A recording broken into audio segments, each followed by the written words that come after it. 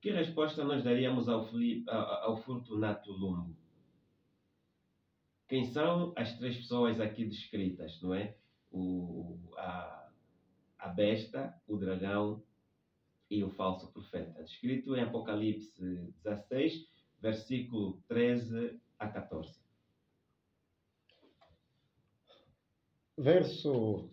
Aqui em Apocalipse capítulo 16, eu estarei fazendo a leitura do texto bíblico. Apocalipse 16, verso 13 a 14, diz o seguinte: Então vi sair da boca do dragão, da boca da besta e da boca do falso profeta, três espíritos imundos semelhantes a rãs, porque eles são espíritos de demônios, operadores de sinais, e se dirigem aos reis do mundo inteiro, Pastor, com o fim de ajuntá-los para a peleja do grande dia. Pastor, vamos fazer uma interrupção para atendermos o nosso ouvinte. Alô? Bom dia. Bom dia. Com quem temos o prazer de falar? João de Souza. Seja bem-vindo ao programa A Bíblia Responde.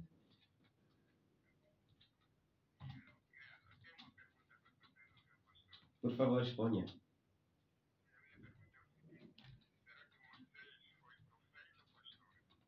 Moisés foi profeta ou pastor?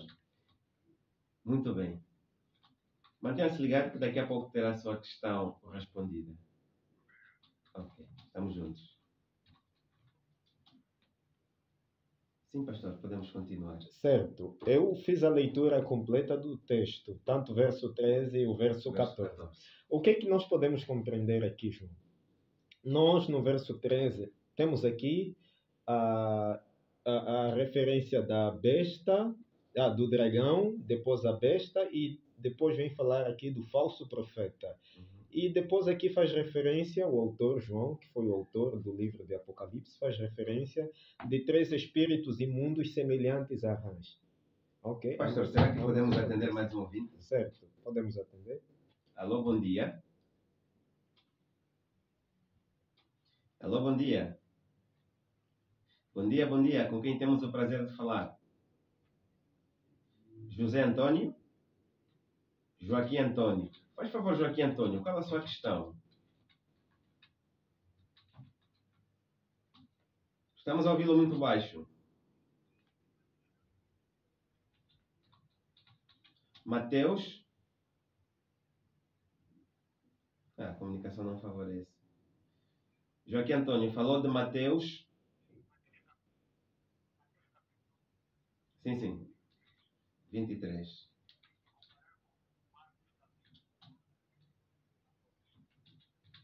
Marcos 11, verso 2. Ok, é tudo? Ok, muito obrigado e mantenha-se ligado à nossa sintonia. Um abraço. Pastor, um abraço. Muito obrigado. Deus abençoe. Muito bem, são essas questões que nós temos para hoje. Daqui em diante, quem quiser entrar em contato conosco será apenas por mensagem, porque agora nós vamos dar oportunidade mesmo às respostas dos nossos ouvintes. Mas eu acho que este sim será o último. Alô, bom dia. Adriano? Faz favor, Adriano, vamos à sua questão.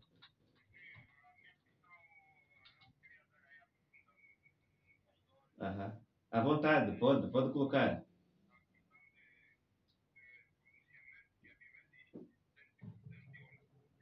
Uhum.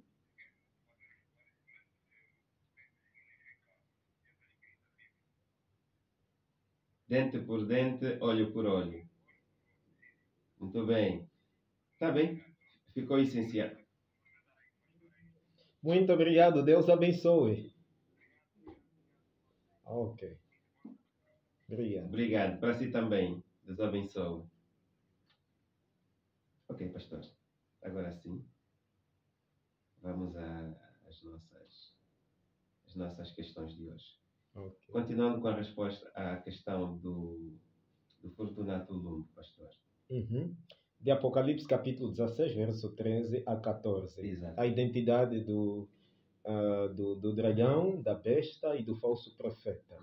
Nós temos aqui em Apocalipse 16, 13 a 14, uma falsa trindade, João. Esta falsa trindade pode-se compreender os seus feitos até mesmo dentro do contexto aí do capítulo 12 e o capítulo 13 deste livro de Apocalipse. Esta falsa trindade, o dragão, a besta e o falso profeta. E juntos, essa falsa trindade, eles formam exatamente formam um grupo, e eu diria, formam a Babilônia do tempo do fim. E tanto é que a própria Bíblia vai destacando com base em Apocalipse capítulo 19, aí no capítulo 19, verso 20, inclusive no capítulo 20, verso 10, vai retratando sobre a ruína destes. E tanto é que essa referência ou este relato sobre a besta, sobre o dragão, a besta e o falso profeta, vai exatamente ajudar-nos a compreender em um sentido que o dragão aqui vai representar o espiritismo. A besta, o dragão vai representar o espiritismo, a besta vai representar o catolicismo e o falso profeta vai representar o protestantismo que se apostatou da verdade. Então, aí vai a resposta para o nosso estimado ouvinte. O dragão aqui representa o espiritismo, a besta representa o catolicismo e o falso profeta vai exatamente representar o protestantismo que apostatou-se da verdade. Agora, a ideia aqui, aí no verso 13, a ideia dos 3 espíritos imundos semelhantes a rãs, na verdade, só tem o propósito de realçar o quão repulsivos são esses 3 espíritos imundos diante de Deus. Claro que no verso 14 vai falar sobre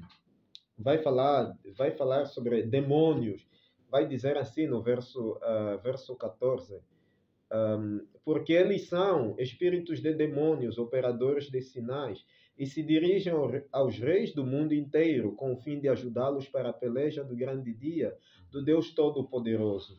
Então, tudo que o autor vai fazendo referência aí já no verso 14, tem que ver com os agentes tanto do dragão, da besta e do próprio falso profeta.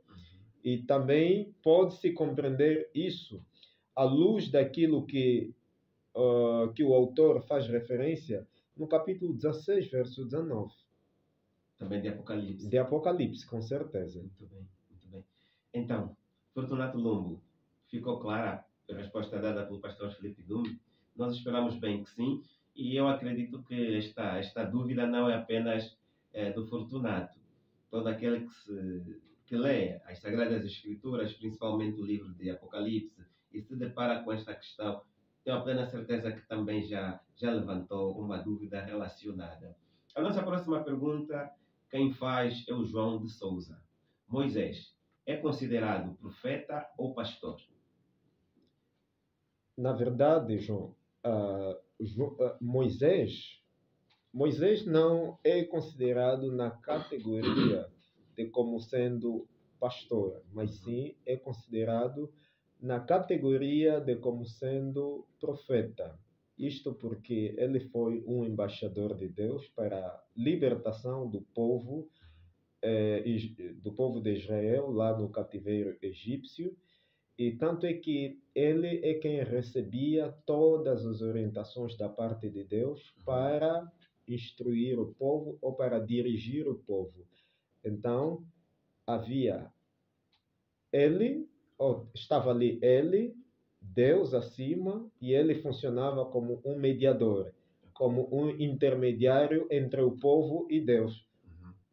Então, tudo que Deus apresentava ou dava em termos de orientações para Moisés, Moisés tinha que orientar o povo e todas as instruções eram, de certa forma, dadas pelo povo, eram dadas através de Moisés, que recebia da parte de Deus. Nesse sentido, vários teólogos e comentaristas bíblicos colocam a Moisés na categoria de como sendo profeta. Perfeito. Exatamente. Mas Moisés deixou algumas predições para o futuro, já que Ok, entende-se que este é o papel muito do obrigado. profeta. Olha, quando se fala de profeta, se alguém pegar o dicionário Porto Editora, por exemplo, Uhum. e ver aí a palavra profeta, O aquele significado. dicionário Porto Editora, né, de Portugal, aquele Sim, azul, azul. yeah, vai ver aí, Verde. exato, azul e verde. Exato. Tem o azul e tem o verde. Vai ver que profeta significa alguém que prediz o futuro. Alguém que prediz o futuro. Só que no campo teológico, João, Uhum. para alguns personagens bíblicos, não só falamos de profeta para aquele que prediz o futuro. Aquele que muitas das vezes serve de intermediário entre o povo e Deus, também em um sentido pode ser considerado como profeta, certo? É daí que surgem vários profetas, não é? Os patriarcas que nós conhecemos como Abraão, Moisés, olha, até que, Ezequiel. exato, lembrei-me de uma das citações de um dos teólogos que dizia que existem duas categorias de profeta, tanto para aqueles que predizem o futuro e tanto aqueles que não predizem o futuro, mas servem como mediador ou intermediário entre o povo e Deus. Muito bem, pastor. Então ficou claro. João de Souza, esperamos que também a questão ou a resposta dada pelo pastor Felipe Dume, à luz das Sagradas Escrituras, tenham sido claras. A nossa próxima pergunta, quem faz é o Joaquim Antônio. Qual é a relação entre Mateus 1, versículo 23, e o Marcos 11, versículo 1, ou versículos 1 a 2? Vamos ler os dois textos. Marcos 11, verso 1 a 2, é isso? Sim. Marcos 11, verso 1 a 2 e Mateus 1, versículo 23.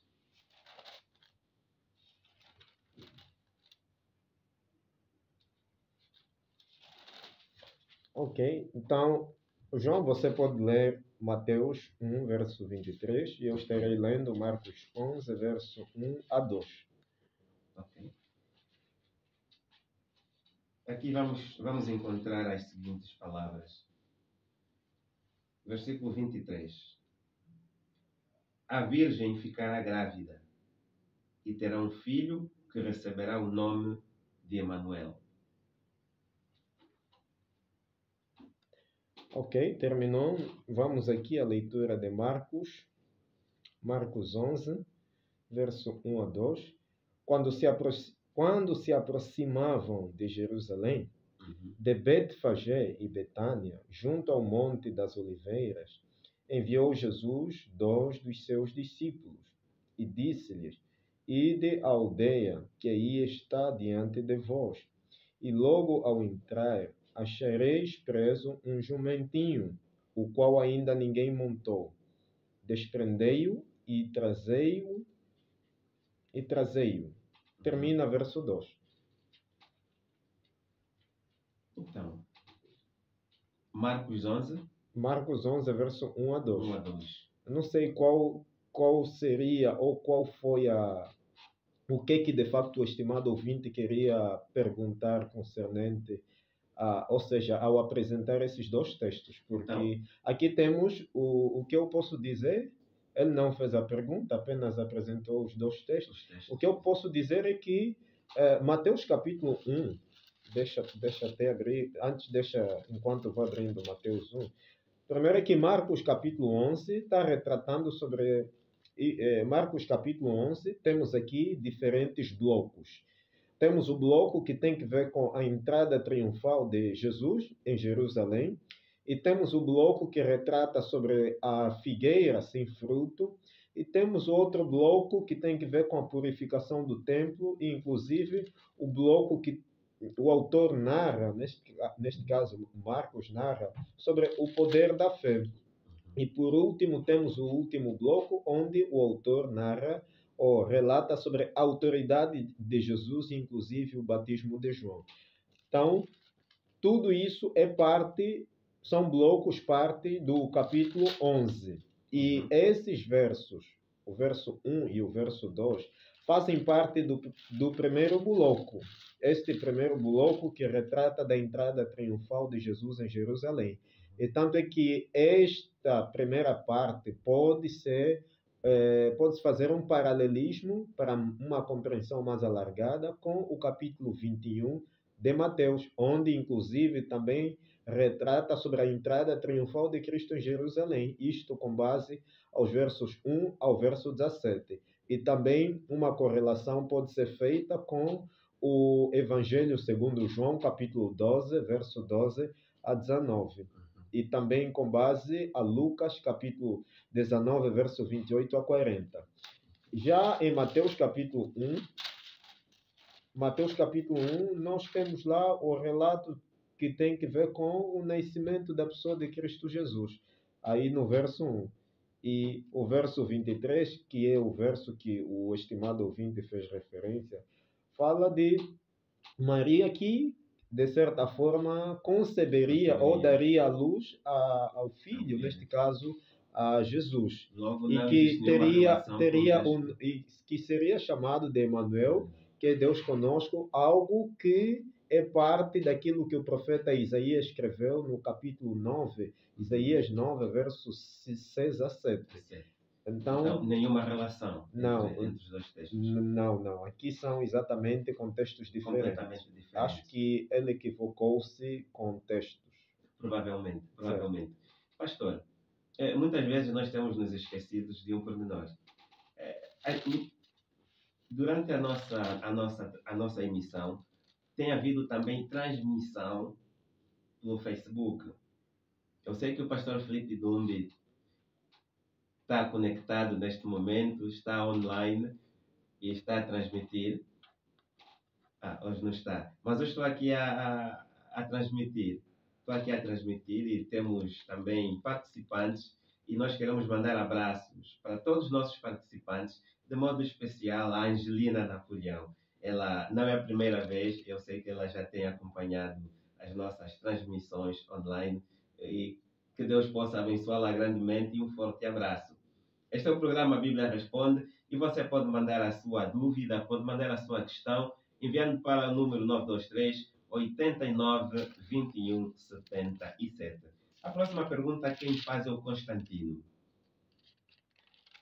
A questão do Constantino tem a ver com os dons espirituais descritos em 1 Coríntios 13, versículo 8 a 9.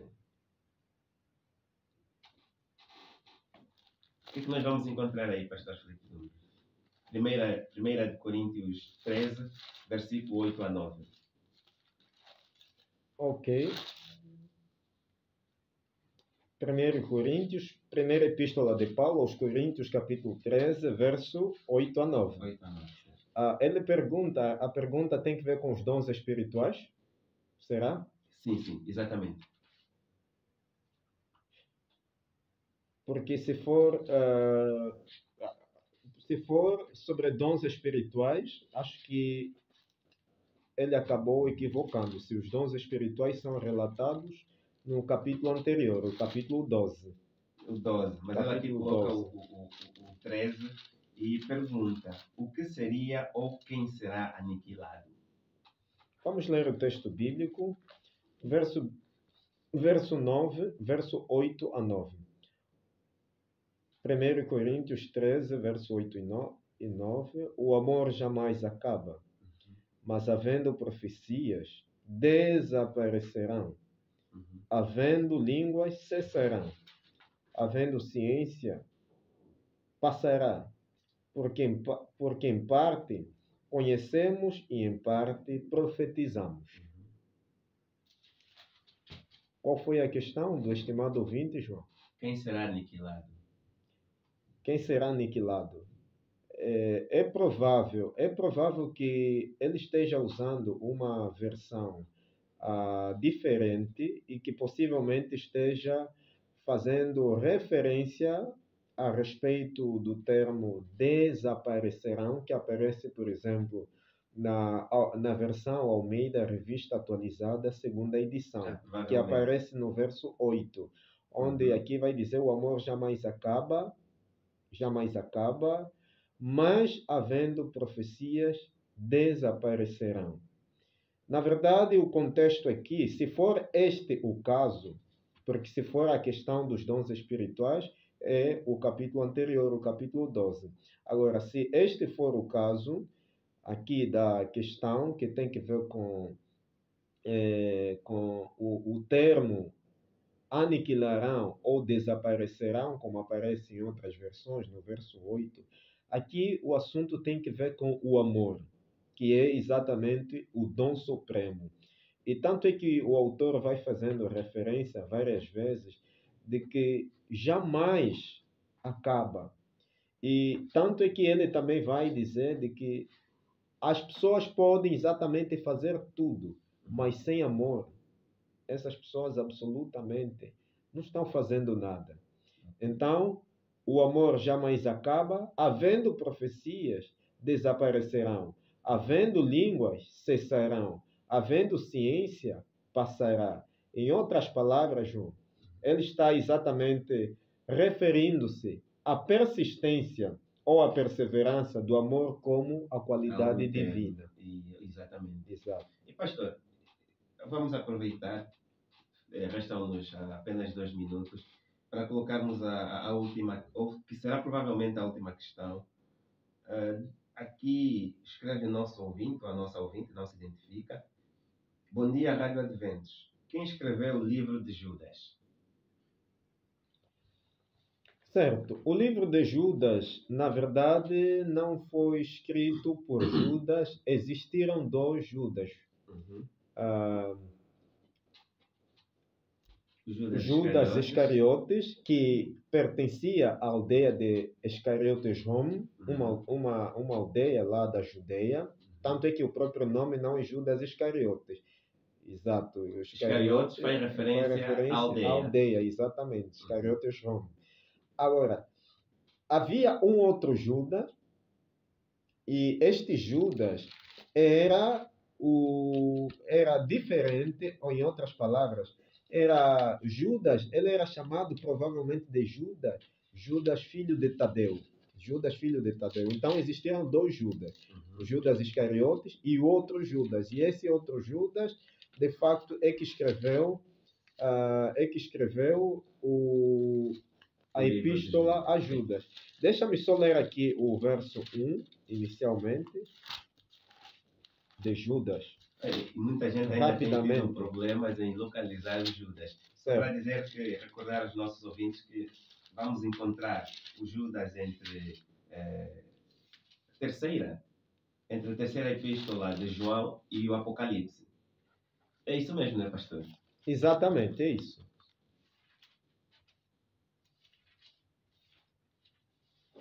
Ok, então aqui no verso 1, vai dizer o seguinte. Judas 1. Judas, na verdade, tem... Se falarmos em matéria de capítulo, é só um capítulo. Apenas um capítulo. Então, aqui temos versos. Verso 1 diz assim: Judas, servo de Jesus Cristo, e irmão de Tiago, aos chamados, amado em Deus Pai e guardados em Jesus Cristo. Em outras palavras, aqui, por exemplo, já faz identificação de que era irmão de Tiago. Sabe qual Tiago, João? Tiago, o meio-irmão de Jesus. Em outras palavras, Judas foi também meio-irmão de Jesus. Então, Isso pode-se ver com base a Mateus capítulo 13. Pode ler Mateus capítulo 13, verso 55. Vamos perceber que este Judas foi Mateus capítulo 13, verso 55. Vamos perceber que este Judas foi um dos meio-irmãos de Jesus. Isso pode-se ver com base a Mateus 13, verso 55 e Marcos capítulo 6, verso 3. Ok. Aqui na minha versão, 55. Mateus 13, verso 55. Por acaso ele não é o filho do carpinteiro? A sua mãe não é Maria? Ele não é irmão de Tiago, José, Simão e Judas? Ok. Então, isto também vai se compreender se fazermos uma correlação com Marcos capítulo 6, verso 3.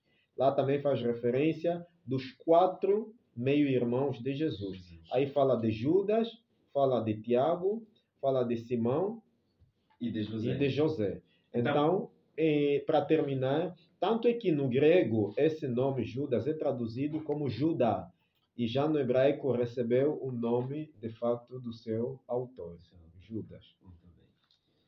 Estas foram questões que foram colocadas hoje no programa A Bíblia Responde. Nós estamos a colocar um ponto final nesta edição. Nós voltamos na próxima semana com transmissão em direto, mas você que só agora sintonizou o seu rádio, pode logo mais às 22 horas e 30 minutos acompanhar-nos em reposição aqui na 93.9 em FM. Este é o programa Bíblia Responde, já disse, quem faz é você. Desejamos assim um dia agradável, cheio de bênçãos e que Deus o possa cuidar e guiar nas suas vidas. Fique com Deus e até a próxima edição.